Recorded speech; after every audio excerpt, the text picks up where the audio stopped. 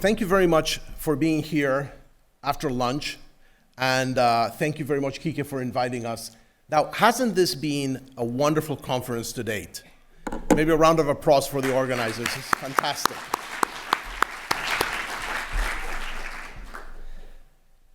Pessoa was pushing back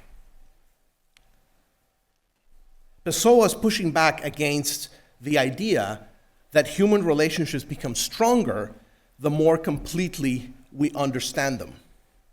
He thought that some forms of attachment lose something essential when we try to explain them too completely. A little bit like Blake's unweaving the rainbow idea, if you're familiar with that concept. I sometimes think that trust works a little bit like that. We invoke it constantly. Institutions need trust. Democracies need trust. Policymakers need trust. And of course, think tanks certainly need trust. And yet, the moment we try to define exactly what trust is, something about it becomes thinner. That is a strange problem for think tanks, if you really think about it, because we are institutions of explanation. We produce evidence. We write reports, briefs, books, memos, op-eds, newsletters, and, when absolutely unavoidable, executive summaries. We believe that if we explain the world more accurately, someone will listen, and maybe even someone will act. And sometimes they do. But increasingly, as we've heard in this conference, that is not enough. In a polarized world, evidence does not travel alone.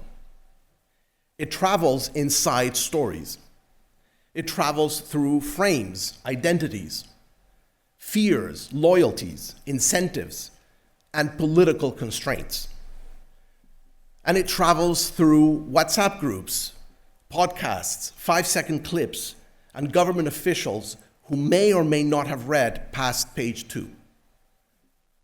So the challenge for think tanks is no longer simply to produce knowledge. The challenge is to make knowledge matter. And knowledge matters when it is attached to a story people can understand, test, argue with, remember, and use. That is the terrain I want to explore today.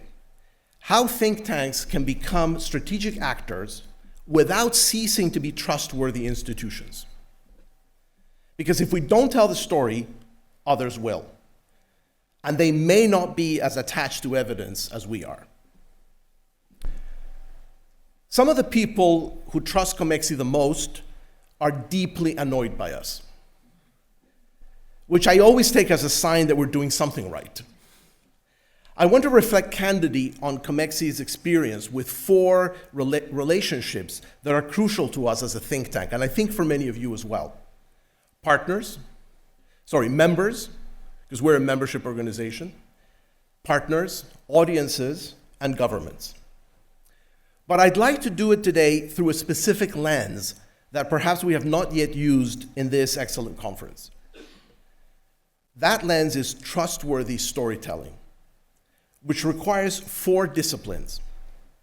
Engagement, we have to show up where people are. Truthfulness, we cannot distort facts just to make the story travel. Humility, we have to know what we do not know and understand the limits under which others operate. And groundedness, our stories have to be anchored in political economy, implementation capacity, institutional realities, and lived experience. When one of these breaks, I put it to you, trust usually breaks with it. And when trust breaks, the story stops belonging to us. Let me start with members. These are the people who want to trust you, which is exactly why this is the most deceptive form of trust.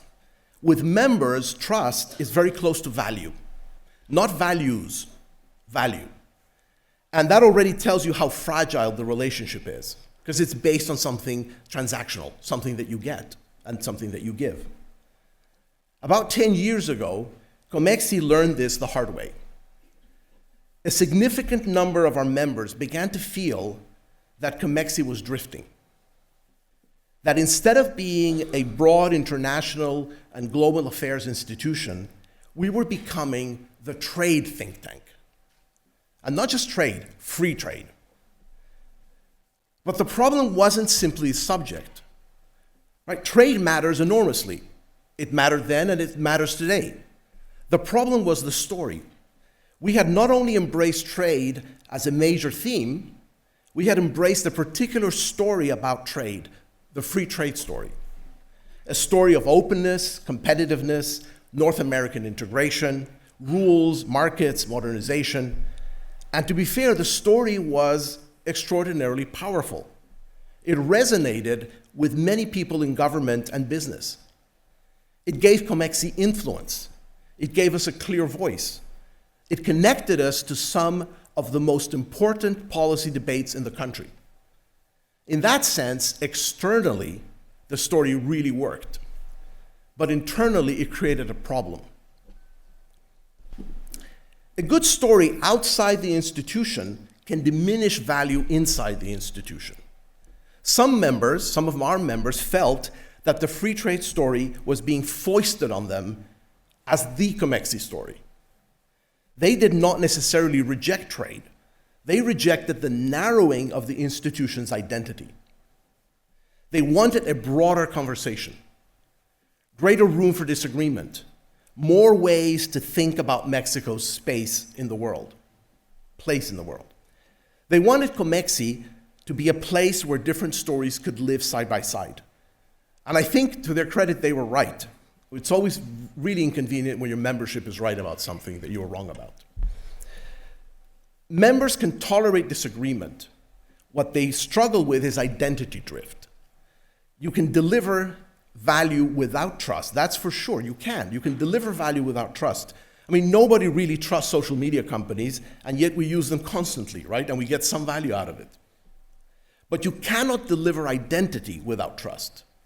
And identity is what members are actually paying for.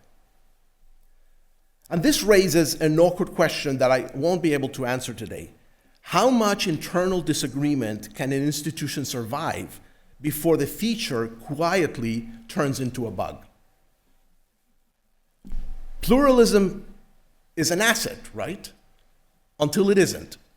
At some point, unresolved disagreement stops looking like openness and starts looking like confusion. And confusion is deadly for trust and, of course, for narrative. So COMEXI had to recover a broader story, not by abandoning trade, but by re-embedding trade in a richer understanding of international affairs. I think, to our credit, we acknowledged the drift quite explicitly. We said we have drifted and we want to go in a different direction. My predecessor launched an ambitious effort to refocus COMEXI as a broad-based think tank on global affairs. We worked collectively with our membership to identify priority themes. It was part of a somewhat protracted strategic planning process. And we created close to 30 working groups, what we called units of study and reflection. Yeah, I know. Too wordy and way too many, right? I guess that's what happens when you take pluralism very seriously and governance a bit less so. Right? But it was an evolutionary experiment. We knew from the very beginning that not all of those groups were going to survive. Right? Especially because as a membership organization, we work with our members as volunteers. They staff these groups. Right? But I think importantly, this transformation sent a very clear signal. We were past the trade is everything phase and ready to be pluralistic again. Then we encountered a different problem. Not a lack of information, but too much of it. Our members were overwhelmed.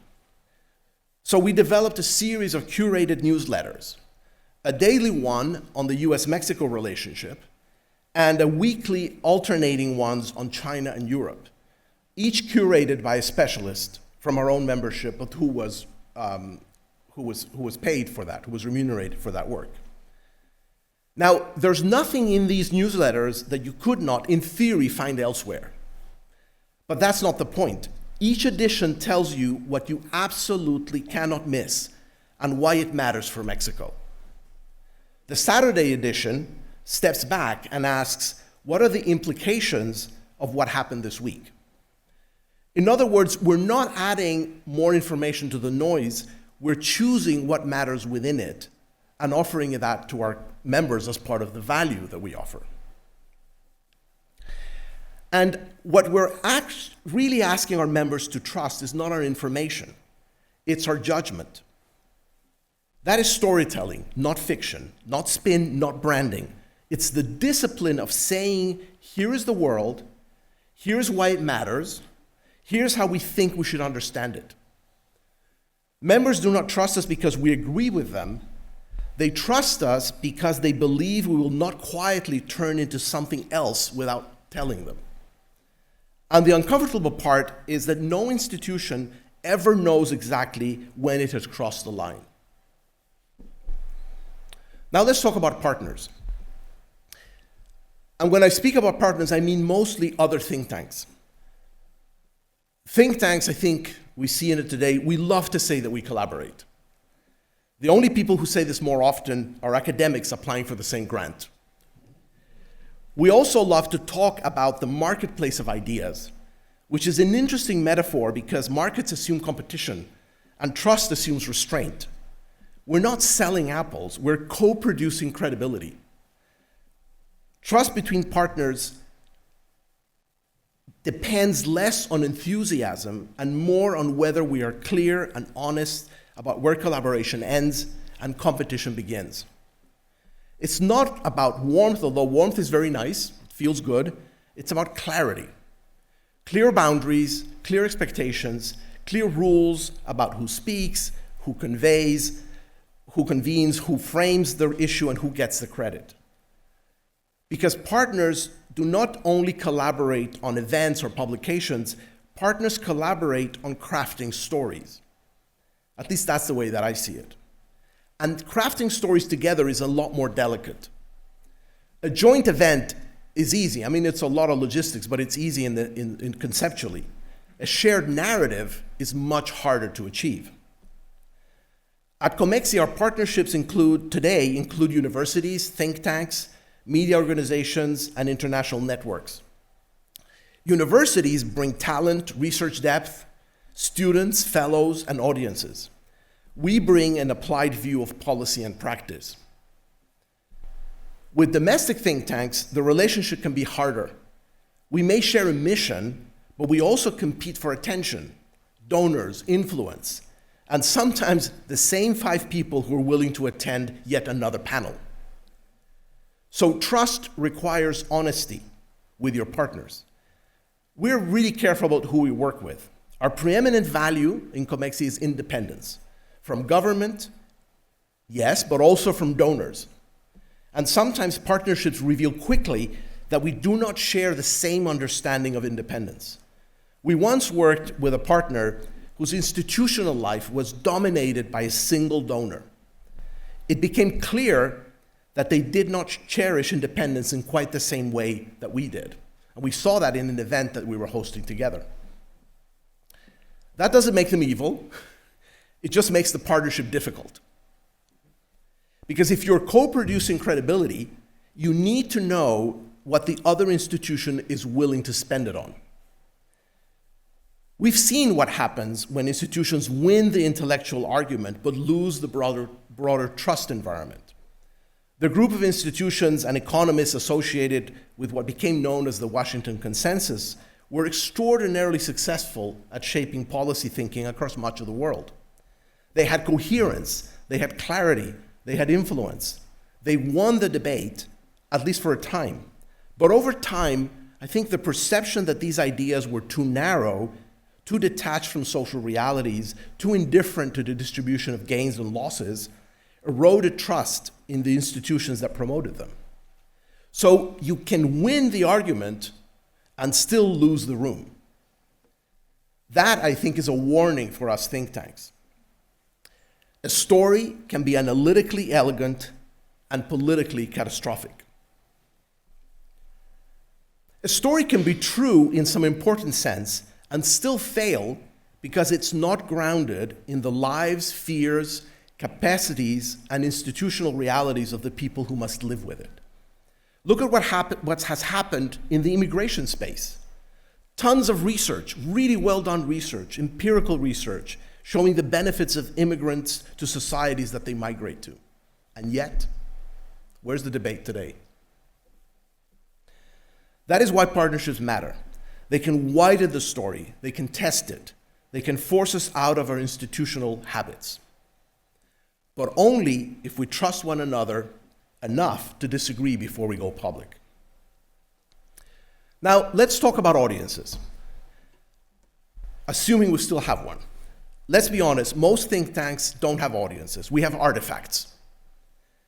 Rather good ones sometimes. Now, authority used to generate attention. Attention used to generate trust, but none of that is true anymore. We used to think that seriousness was measured in page count.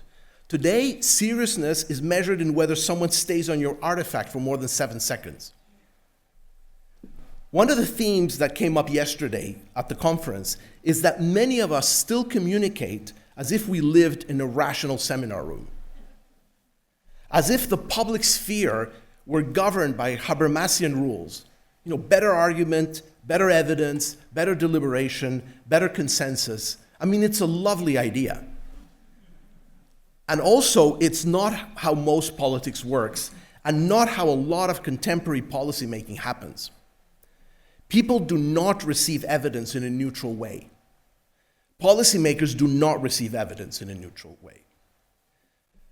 And I'm sorry to be the one to say this, but even very senior officials do not become pure vessels of rational deliberation the moment they receive the beautifully formatted PDF with a killer argument.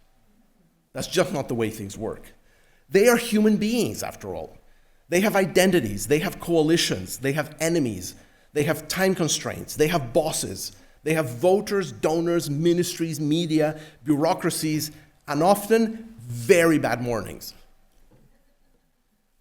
Now, the work of John Jost, I don't know if you're familiar with it, but the work of John Jost and others on motivated cognition, system justification, and political psychology has shown what many practitioners already know. The way policy options are framed shapes whether people can even hear them. Change the moral language of an argument, and you can sometimes change who is willing to consider it. Talk about climate change to a nationalist, and they see a globalist conspiracy. But frame it as preservation of national values, or say the insert your favorite country way of life, right? American way of life, French way of life, Mexican way of life, Peruvian way of life, and they hear you better. Actually, according to John's calculations, about 30% better when you frame it in a different way, using their emotional reactions to these kinds of topics. Now, that should make think tanks quite uncomfortable, because it means that evidence is not enough. But I think it also makes us more responsible. There's a lot of anxiety about short-form content, podcasts, AI-generated formats, Instagram Reels, TikTok-style videos. The fear is that simplification reduces trust. I think the bigger threat to trust is not simplification, it's invisibility. No one distrusts content they never encounter. And encountering means being able to process, which is a lot higher bar than just hearing or seeing it. If people can't process an argument, they oppose it or just ignore it. At COMEXI, we've been experimenting with this tension. We took our newsletters and turned them into an AI-generated podcast, Pulso COMEXI, with a simulated dialogue between two voices. It has been surprisingly well received. We also convert parts of the content into short videos to reach younger audiences. So, we're adapting, we're showing up, but this is where I need to slow down a little bit, because the argument does have a limit. There's a point at which brevity starts to undermine seriousness. If everything is short, fast, visual, and optimized for attention, at some point the audience stops trusting the depth, even if they like the content. And looking for virality can be a serious trap, especially for institutions that confuse being seen with being understood. So the real dilemma is not whether think tanks should tell stories. Of course we should. The question is what kind of stories we're willing to tell. Because accessible language can clarify, but it can also manipulate. Emotion can create connection, but it can also bypass judgment. A compelling narrative can open a field of understanding, but it can also close it. That is the difference between policy storytelling and propaganda. Propaganda simplifies in order to close thought. Good policy storytelling simplifies in order to open understanding. That distinction matters. Most people we talk to are not academics. They do not owe us their attention. They will not read our work simply because it is correct, footnoted, and accompanied by a very nice institutional logo. Our language has to be accessible, comprehensible, and yes, emotionally intelligent. But we cannot allow accessibility to become distortion. We cannot allow narrative to become manipulation. We can't allow storytelling to become disinformation with better manners. None of this replaces the deeper work. So we still have to publish our reports, our briefs, our longer analyses, books even. We still have to convene discussions.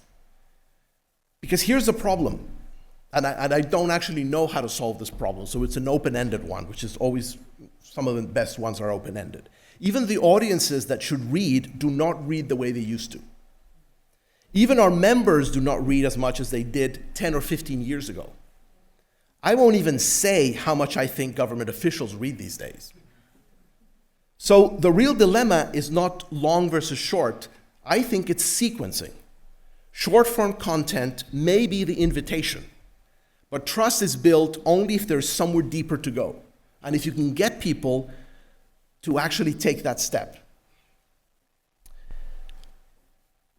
Trust isn't built at the level of attention, I contend. It's built at the level of follow-through. And perhaps the most important form of trust we can offer audiences today isn't certainty, but intellectual honesty about what we know, what we do not know, and why we think the story we are telling is grounded in evidence. The risk, of course, is that many people will take the invitation and never walk through the door. That's just the nature of things. I don't have a theory how to fix that. I only know that pretending the problem doesn't exist does not make it go away. Finally, governments. Governments listen selectively. In Mexico, we have just gone through a period in which trust and therefore effective communication between civil society and government has taken quite a beating. And COMEXI was not spared. But governments do listen very carefully in private. Publicly, less so. And that's especially true if you're right on a topic that they've been on the other side of. We like to quote Aaron Wildavsky about speaking truth to power.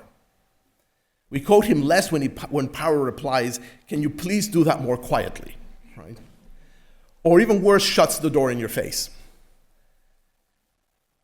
Or perhaps even worse than that is that sometimes they remember that you have tax-exempt status that you really want to keep.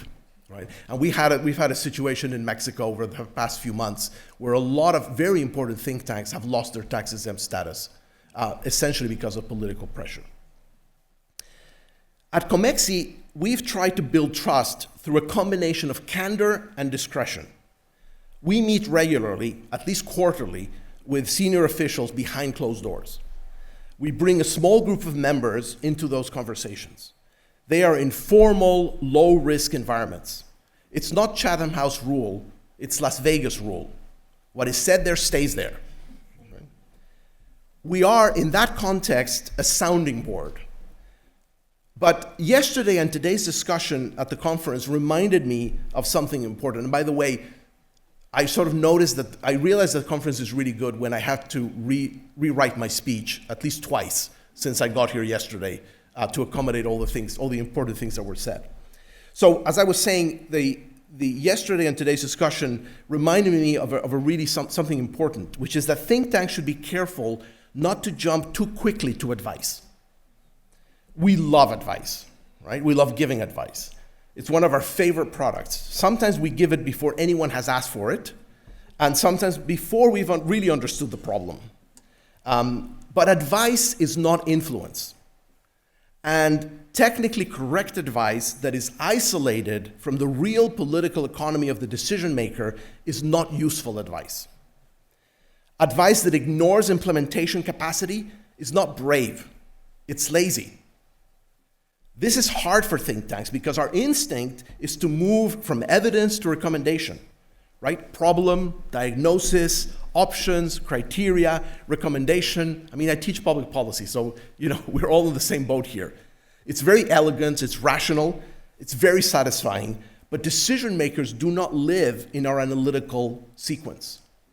They live in a different world. It's a world of coalitions, bureaucracies, budget cycles, legal constraints, media narratives, implementation bottlenecks, and political risks.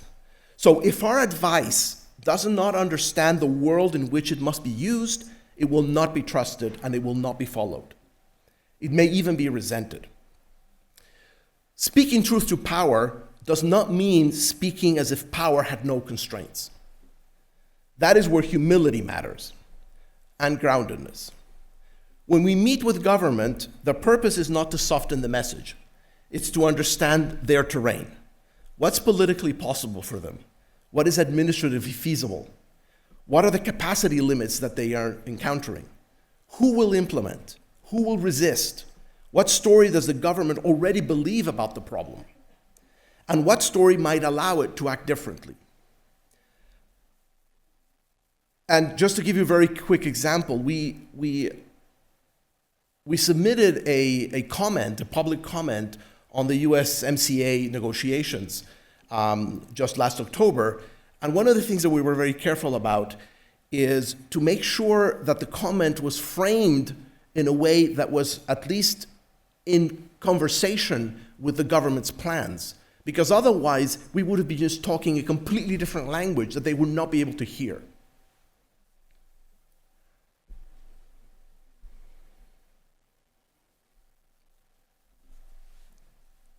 Now, of course, that's just part of the relationship.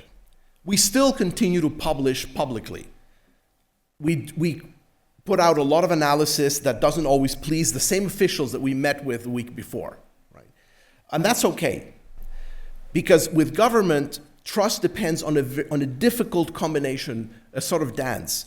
You have to be truthful in public, responsible in private, and consistent across both. If you do that, I think you have a good chance of creating a good relationship with them. So if trust is required for listening, but truth disrupts trust, then the real question is not whether to speak truth to power. It's how to make truth usable without making it servile. We also spend a surprising amount of time reassuring governments that we're not out to get them, even though some of our members definitely are. And that's a difficult combination to manage. So to close, if you look across these relationships, members, partners, audiences, governments, trust rarely fails because everything goes wrong. It usually fails because one element breaks. We stop showing up. We stop telling the truth. We stop admitting limits. We lose our grounding. Or we quietly become someone else. Earlier I said that invisibility is a threat to trust. I should add something that sounds almost contradictory. So is shallow visibility. Trust requires being present and being serious, even when the incentives push us towards one at the expense of the other. And storytelling sits exactly in that tension. If we refuse to tell stories, we abandon the field to worse storytellers, or better storytellers but less truthful ones. If we tell stories carelessly, we become part of the problem. So the task is not to choose between evidence and narrative. The task is to tell stories that are persuasive because they are grounded, accessible because they are honest, and strategic because they understand the world in which ideas must survive. So think tanks do not build trust by producing more evidence. We build trust when we help people make sense of contested realities through stories that are engaging, truthful, humble, and grounded. But this is dangerous work. Storytelling can clarify or manipulate. It can simplify or distort. It can open debate or close it. The task is not to become entertainers, and it's not to become propagandists. It's not even to become better communicators, although frankly that would really help. The task is to become strategic actors without ceasing to be trustworthy institutions. Because ideas do not matter simply because they exist. They matter when they are heard. They matter when they are understood. They matter when they survive contact with politics, institutions, and human beings, all that messy part. And if we don't tell these stories, stories that matter, stories that change lives, others will. Thank you.